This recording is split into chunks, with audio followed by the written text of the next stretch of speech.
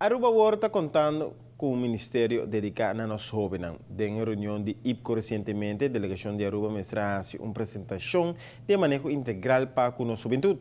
Enfoque não está somente na formalização de manejo, mas também para criar o quadro necessário para a implementação disso aqui.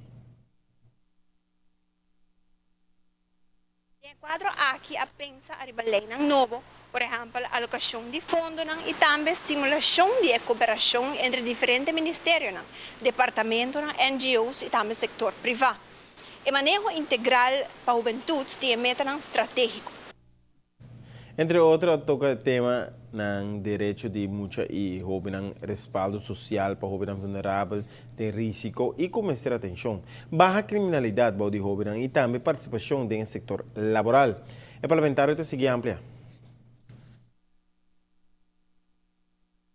Participação também para trabalho voluntário, isso é algo que nós estimular e que nós estamos com mais e mais atenção de jovens também para participar. E assim também diferentes estudos que ser assim sistematicamente também da universidade, por exemplo, riba o terreno de juventude, mais informação que nós podemos e tudo isso também a ser trazido adiante e cooperação para todo o país de reino também por seguir trabalhar na área de muitos e juventude e também para chegar a progresso e uma melhoração da área aqui.